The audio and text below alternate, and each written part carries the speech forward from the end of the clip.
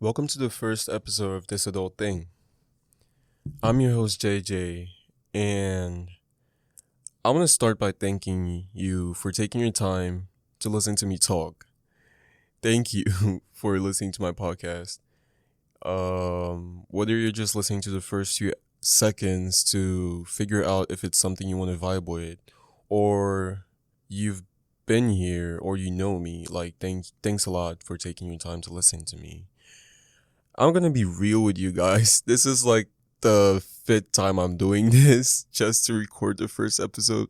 This thing is not easy, and people make it seem like it's so easy, but it's not.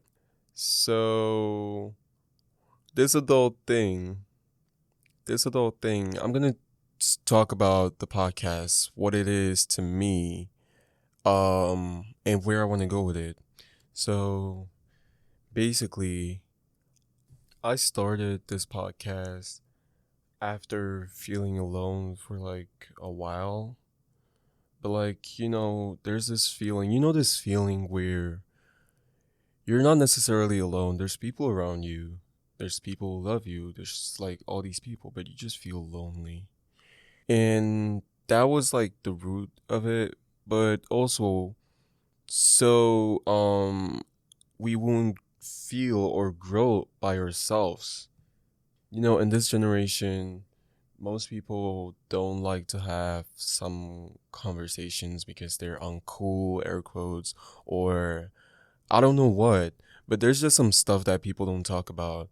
And I wanted a place where people can feel safe speaking about stuff that's on their chest, just like a place where you can be vulnerable because vulnerability is something that is not a given in this generation. And I'm speaking as someone who's in it. So I see it all the time. People don't really talk to each other like they don't at all. And it's sad to see because just the just talking with someone, you can gain so much from that. So it's sad that we can't do that with each other, but I wanted to create a place, even if it's just virtually, like a community where it's like I wanted it to be like this kind of conversational kind of situation where we all try to figure it out. From the name, this adult thing, like I'm 18 right now, and this is kind of like most people are like, this is the defining moments of your life and all. But I don't really feel like I'm defining that much, and I don't know what I'm supposed to be defining. The government will tell you, oh, you're 18, you're an adult. But then, like, everything's the government's fault. But then your like mom or your family treats you like a baby, and you still feel like you're not ready for stuff. We all feel scared. And no one talks about where the marge is. Like that marge where okay, I'm actually an adult now. Where is it? I'm gonna ask you, where is it? If you know, like type it in the Q&A section because I really don't know when it's going to actually hit. And I am scared to like find myself in a situation where I just close my eyes and open them up and I have kids running around and I have taxes to pay. I don't know that much about taxes. So yeah, just scared of stuff like that in general. And most people, you just go smack into it, like just smack. People don't talk about it, so you don't know what to expect. So I want it to be a space where we can try and prepare ourselves and like build ourselves into better adults for tomorrow. A space where we can learn stuff. We can um build ourselves. Because most of the time, people are just going to be like, that's just how it is. Well, it doesn't have to be. There could have been a place to prepare me for what is coming. There could have been a place to tell me that I got to do this, and that. So that's pretty much what I'm trying to do and trying to help as many people as I can in the process. Like, as small as it is or as big as this can get, I just want to help like build a place where we can help each other and try and figure out what this adulting business is. Try and figure out what this adult thing is. Cause I don't know. I don't really have the answer. And little disclaimer, I am no medical professional. I'm not a therapist. So whatever I say on this podcast is my opinion and my opinion alone, but I am going to make as much research as I possibly can for you guys, obviously. And in further episodes, or maybe in the next episode, we don't know. I'll do my possible to bring people who are more versed in the subjects I might be talking about, whether it be, I'm not gonna spoil, but like you guys stay tuned to like hear all the stuff we're gonna be talking about. So yeah, I lived by myself for a certain period, and it was like I was just thrown into it. Like like you gotta start waking yourself up, and you gotta start realizing that there's no one else there to discipline you, so you have to do it by yourself, and it's mind-boggling. I got through it, but like it could be easier. So, I listened to this podcast called Teenager Therapy. I don't know if you guys know it, but I love Teenager Therapy. It's these five kids. For you guys who don't know it, it's these five kids: Gael, Kayla, Thomas, Isaac, and Mark. Yeah. Shout out to you guys. They're like these teenagers. They started when they were 15, and they talk about stuff that 15-year-olds wouldn't be talking about. Like, the deep stuff, the uncool stuff, air quotes. Like the stuff that we don't talk about on a daily basis, and the stuff that people like. I feel like people actually want to talk about this stuff, but just because it's not what's expected of teenagers, we don't. So they were talking about the stuff that's spoken to teenagers, but it was teenagers talking. So the mental health stuff, the business stuff, like they did it all. It's a great podcast. Like you guys should hop on there. It's really good. I used to listen to them a lot. Last year, they were big for me last year because I listened to them when I was down and when I was happy, like everything. I felt like I had a crew of people who got me and who like really got me the deeper part of me. So they really helped me. I learned a lot from it. And they had to end their podcast. Reason for this, one of the reasons is that they're adults now. Most of them are like 22 or something. So they couldn't be doing a podcast called Teenager Therapy while being adults. So yeah, they had to end it for what that was one of the reasons. So I guess that's where the idea sort of surfaced, because I always knew I wanted to do something like this, like a podcast, but I didn't really have an idea. But it just came to me. What comes after? Like in the podcasting terms of it. After listening to Teenager Therapy, what's next? You know? And I think they hinted it in like the last episode. Like, what if they did an episode called Adulting Something? And it just came to me like, why not? You know? Like, this is where the idea mostly came from.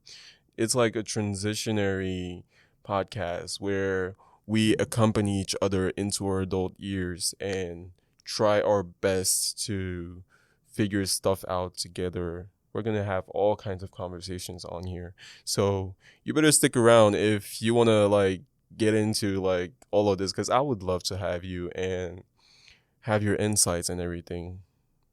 Yeah. Thanks a lot. So, a little bit about me. I'm JJ, as I said earlier. But no, actually, I'm Jesse. That's like me. I'm Jesse. But my friends call me JJ. And we're friends now, right? So, yeah, I'm JJ, guys. Um, and I live in the US, but I'm originally from Cameroon.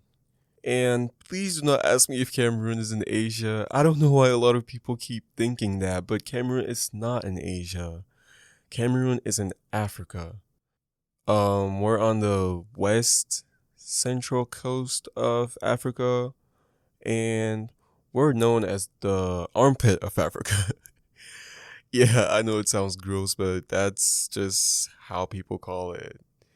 So, if you don't know Cameroon, we're known for soccer. Not soccer, actually football. That's the real name, you know? And we're the first African country to make it to like the semifinals of the World Cup, I think. And we're the first African country to beat Brazil, I think. Yeah. Yeah, we did all of that. Yeah. So, we're big in soccer.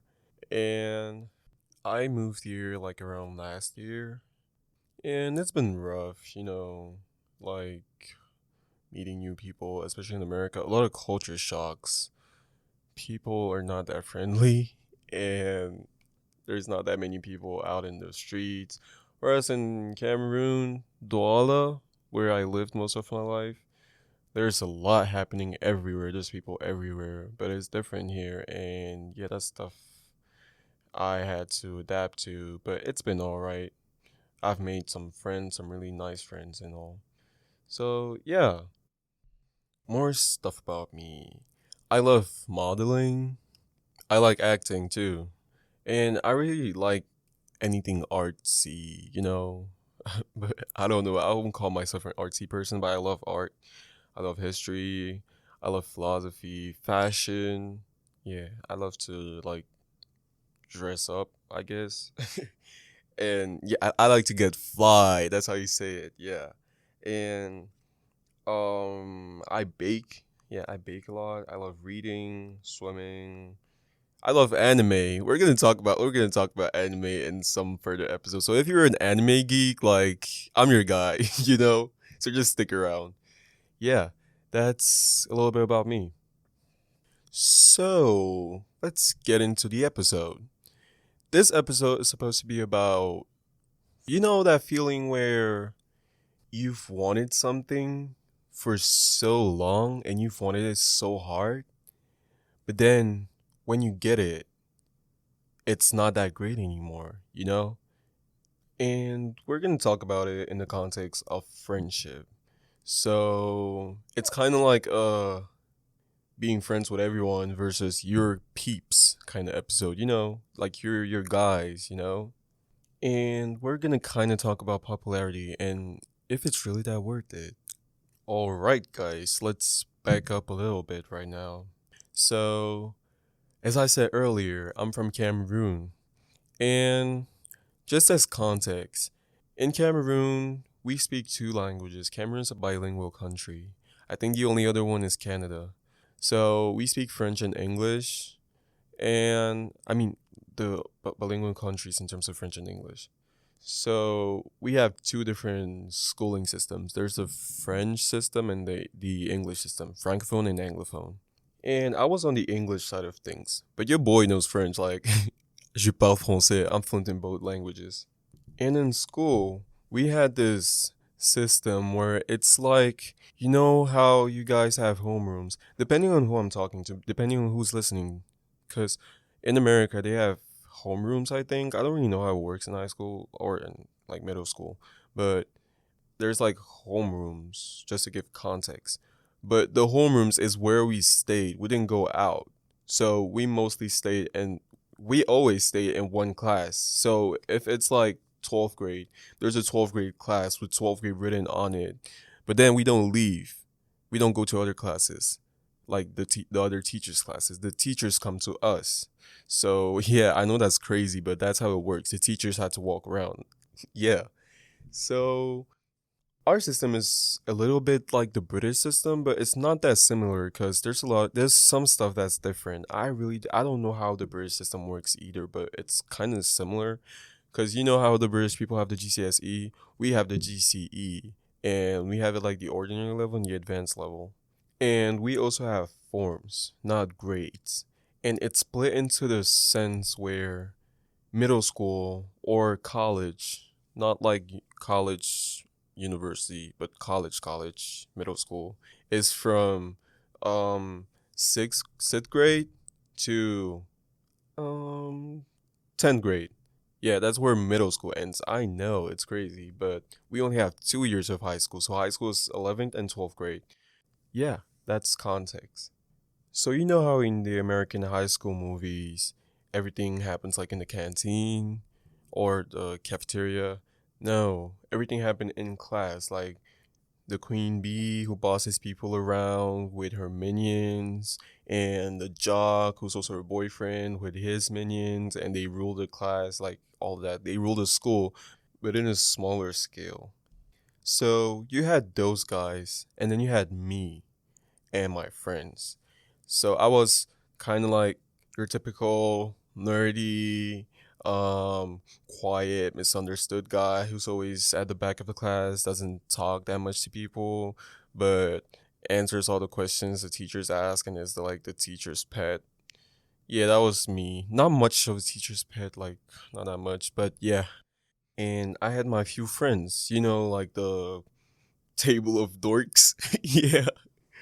I don't want to call it that because I didn't feel miserable, but yeah, that's how it was. And reason for this, I think, is because I didn't go places like out of school. I didn't do anything else. So people would go to parties. You see, the guys would go to the parties and come back and be like, "Oh man, I was so drunk last night. Blah blah blah. This happened. That happened." I wasn't at any of those, so I couldn't even like fraternize or anything. And that's mostly because I never went out. Because then I lived with my uncle, and that was mostly my life. I moved a lot, like one aunt or another, to my mom, and that's because my mom was away for work, so I had to live with my uncle at that time. But I'm completely grateful for that, because sometimes you don't see the value in it, but I've come to like learn that if it wasn't for all of the places I've been living at, I wouldn't be who I am today.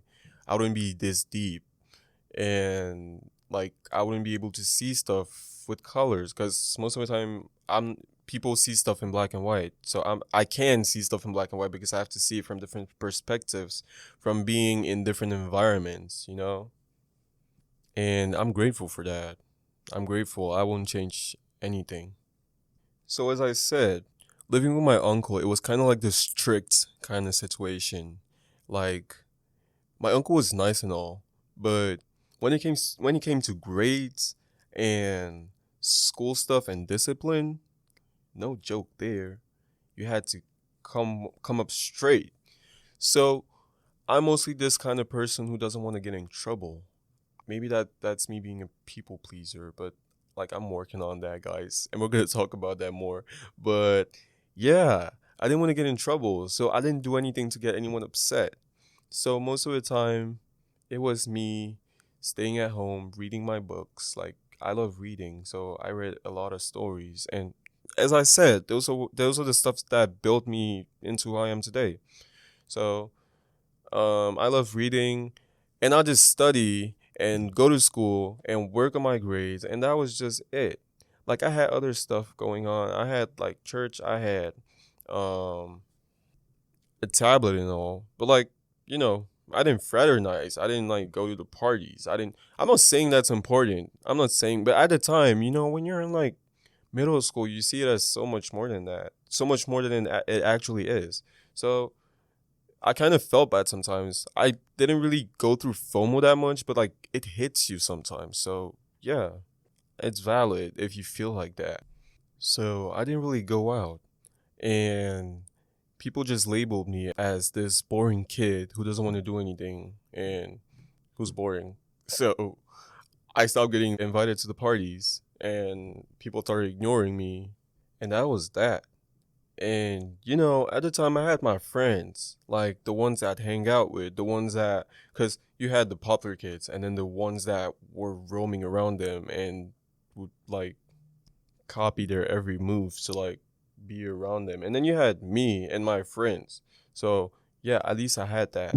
But then like popularity is this thing that we give so much power to, and it doesn't even really exist. It's just in our heads. So, you know, everyone has, and I validate your feelings if you feel like this, but from the episode, you're gonna find out that that's not really sustainable. Like, chasing that. Popularity is not something you're supposed to be chasing. So yeah, let's go back to the story. Um, I just kind of saw them and kind of wanted it, you know? And you unconsciously put them in on this pedestal. Whereas in my case, they were not great people to me. Like I got bullied. Yeah, the B word. I kind of like at the time you when it's happening to you, you don't want to put a word on it, but after a while like it was bullying and people are going to try and gaslight you into thinking no, but like it's your story. So, it was your typical popular kid picking on less popular kid who can't affirm himself.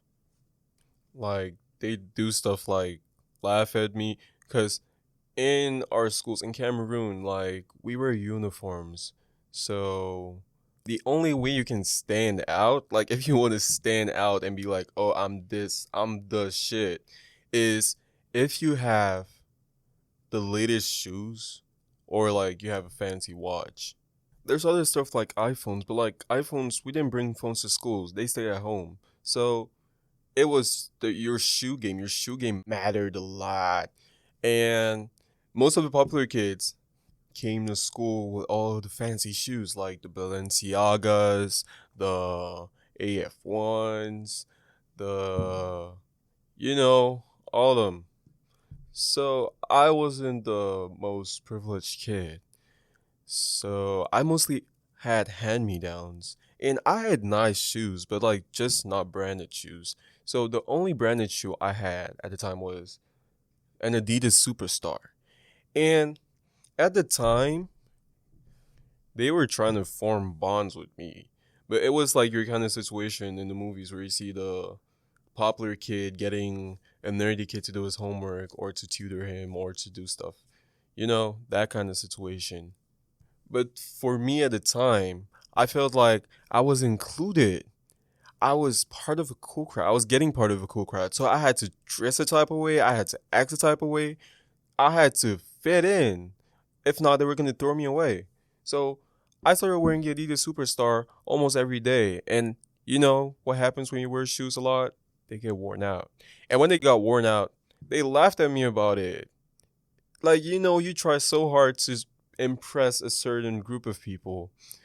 And the same group of people you're trying to impress laugh at you for the efforts you're doing. Imagine what that made me feel like. It was not nice. It got to a point where I started neglecting my other friends. Like, I started not spending as much time with them because I was busy trying to impress the other guys. I used up all my savings to buy an iPhone so I could like show off and be like, yeah, I have an iPhone, like I'm cool now, all that stuff. I put so much effort into it. And still, I wasn't invited to anything. Like, I wasn't treated like an actual friend. You validate your friends, but I was just always called to their places when they needed someone to tutor them on the subject they didn't understand or to, like, help them with their homework. That was all I was called to their places for. So, how is that a friendship? I was the one they mostly called to, like, borrow money, you know? Sometimes they'd, like, ask me for spare change. But then when I asked my money back, they would like fumble, all of that. And when I needed help, they were never there. So I was just this guy that was there for backup if they needed anything. Yeah, that was basically what I was. And when middle school finished, like we took our GCSEs, I passed, I did well, and like they asked me to tutor them. I tutored them at the time. Then we got into high school, so 11th grade, and this crazy thing happened to me. We're going to talk about this in depth in another episode, but I got into this show, this fashion show. Like, it was basically a runway show, and it was the talk of the town. Like, when I tell you, like, locally, most of the, like, younger people, everyone knew about this. It was called Hype the Street. And like after going through it, it wasn't that great, but like it was the shit. Everyone knew Hype the Street. Everyone. There were like 300 people the day of the casting call. And imagine after like going through that, I was selected. I was selected as a model. It shook me. It shook it shook everyone, but I was selected. And not only for the aspect of like modeling, because I feel like that's where my love for like modeling and fashion stemmed from. But it's also the fact that I went into that thing, and as we were going through rehearsals and everything, I met these amazing people. Cause when I was in like school, when I was in like middle school, everything revolved around middle school. I didn't know anything out of that. I didn't have a community out of school. All the friends I had were at school. All the people I knew were at school. So school was everything. And in my head, it was like if I didn't make it in school, then I'm nobody. School was everything to me. And I went to this place where other people were like valuing each other for their different views and their different fashion senses. Not everyone dressed the same like people tried to do in my school. And it was crazy to me. It was mind boggling. Because, the popular kids in my school would bring something and then everyone would try and copy them. But like there, it was different people coming from different backgrounds with different styles and different point of views. It was beautiful to see. It just made me realize, and I hope listening to this, you realize too, life doesn't end in high school. There's so much more after it. There's so much more to this life. Life doesn't end in the particular place you are. Like, if you're in a situation, it doesn't end there, man or girl. Like, it goes further. And all it takes for you is to persevere and see through and be firm in your values and everything. And then you're gonna make it. So I went through like the fashion show. It happened. It was great. Well, it wasn't. It wasn't that great. But we're gonna talk about it in another episode. And I met some of the most amazing people. And my friends, air quotes, like the popular kids, they tried to talk me out of it. They laughed at me like, "Are you sure they didn't make an error? Are you sure they like picked the right person? Are you sure? Are you sure you're good?" That was what they were saying. Are you sure you're good enough? But I'm just glad that I didn't let that get to me and I pushed through. Like I just had to format my brain into thinking like, okay, I am good enough for this. And it sort of worked. And when the show ended, I went to school. People were like calling me from different, like I walked down the hallway and you see people stop me and be like, "Hey, I saw you at the show. Oh, do you know this dude? Oh my god, I saw you. You didn't tell us that you were at the show." It was crazy. People I didn't know, people from the francophone side of the schools was speaking to me. I barely knew anyone there. And I had a girl there that I had a crush on and she spoke to me, but like we're gonna talk about that in another episode. And even the popular kids were like, "Wow, you actually pushed through. You look good, blah blah blah." But at that point, I had like been over it. I saw them differently. It was just like they just make people feel like they're important, but they're not that important to me. I mean, I'm sure they're great people, but they were just not showing that, you know? They were showing other aspects of themselves to keep this attention on them. And I don't know why, but I've come to realize that everyone has their stories and everyone has something they're going through. So I'm not gonna come and sit here and diss them and be like, those were the worst people in the whole entire world. No, I've gotten to a point where hating people is not something I want to put my energy into. So yeah, it was just how I felt. And the only thing they did wrong was not take that into consideration. And they kept hurting people. So I don't think they're bad people. I just think they did things they probably didn't think were bad, like joking about everything. but it affected people in bad ways.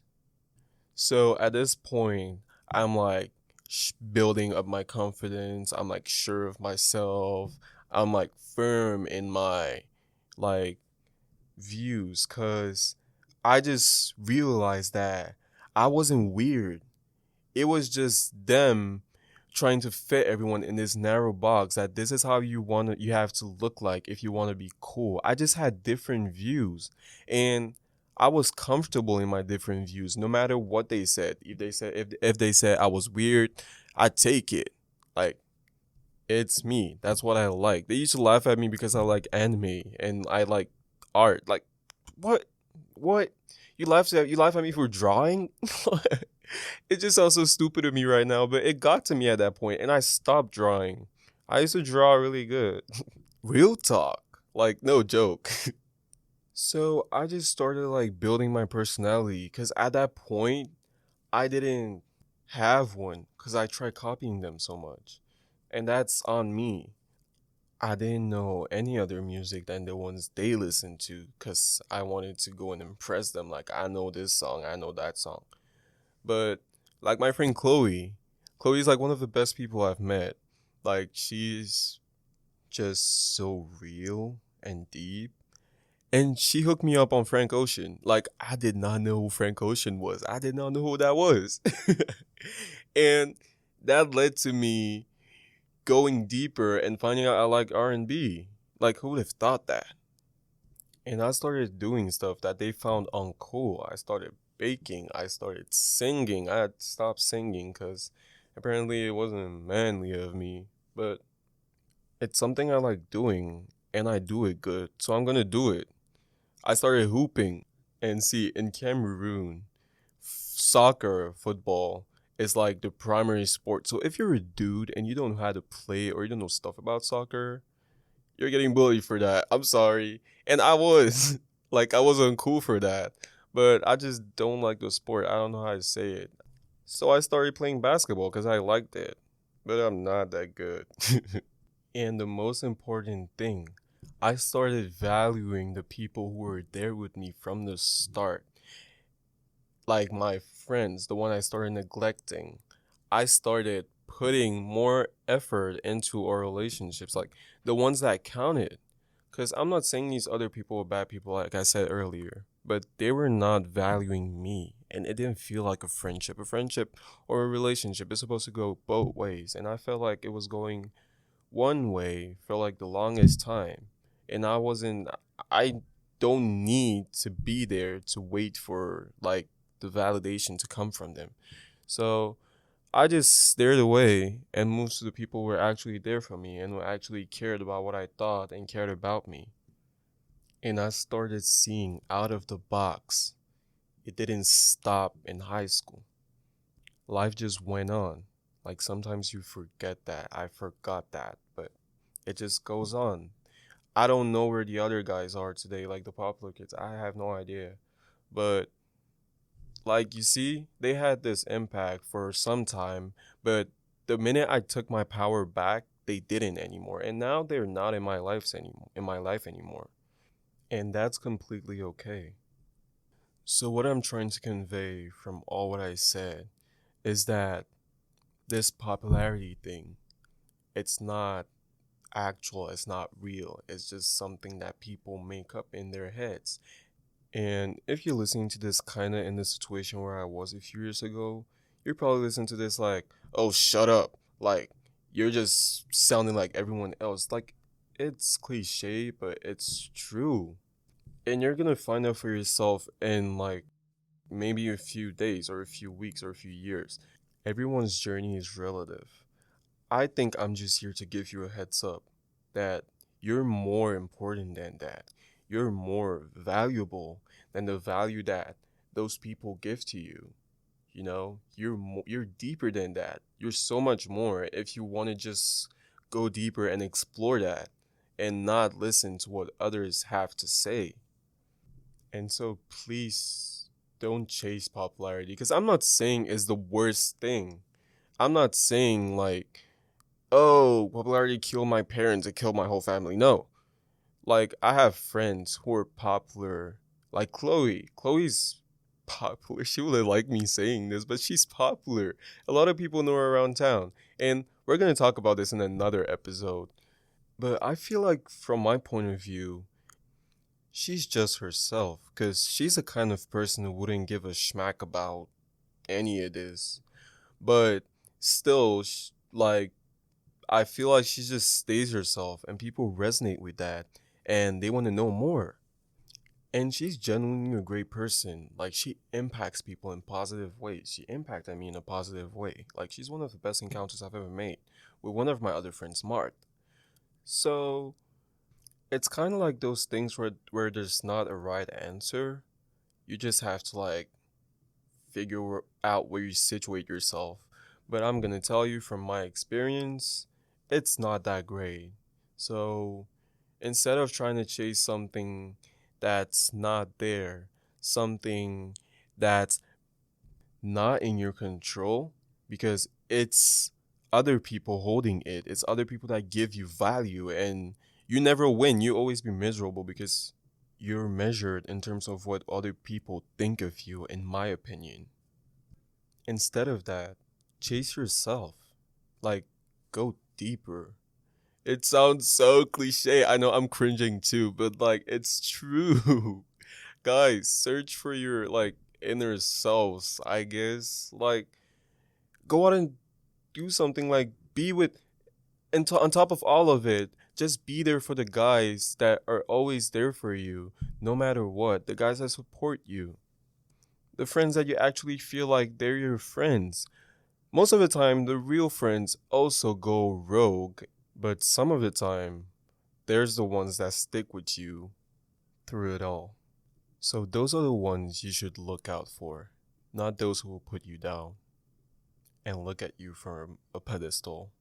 And then when you've actually found yourself, when you've actually built your character, then the like-minded people, they're just gonna come. You're just gonna attract them.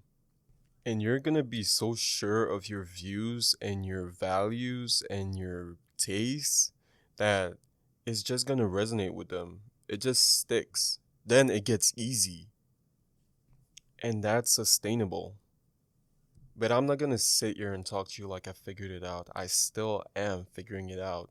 That's what the podcast is about. Us figuring it out together. So I'm still working on that. We could work on it together. And there's no one recipe that cooks the same meal for everyone. Pun intended, I guess. Take this with a grain of salt, cause what works for me wouldn't necessarily work for you. So just take out what you think is complementary to your situation. And I hope I was able to help in any way possible with all what I just said. And thank you for listening to me rant and just talk. This is still crazy to me, but thank you. And like, I don't know who's gonna be listening, but if you're in the same shoes I was a few years ago, just stay yourself. You thank yourself for that in a few years, I bet you. It might sound so cringe, but we gotta remind ourselves from time to time. So, hang in there. I promise you, it gets better. So, yeah, thank you guys for listening. And please tell me what you think of the audio or any of that in the Q&A. Tell me if you like the episode and what you'd like me to modify, because as much as this is about my personal experiences and an outlet for me, I want to value you guys' opinion. So just let me know, like, even if it's just a slight comment in the Q&A. And please leave a review and a rating if you can, so I know if I'm doing a good job or not, and I'm able to improve that. So thanks a lot for listening again, and just have a nice week. And don't forget to check out the other episodes, because we're going to talk about all the spicy stuff I mentioned in this episode and the following ones. And we're probably gonna have guests in the future. So yeah, stay tuned for that. I would love to have you in my makeshift community. So if you wanna like hear more of me, click on that next episode. So all right, stay blessed, guys.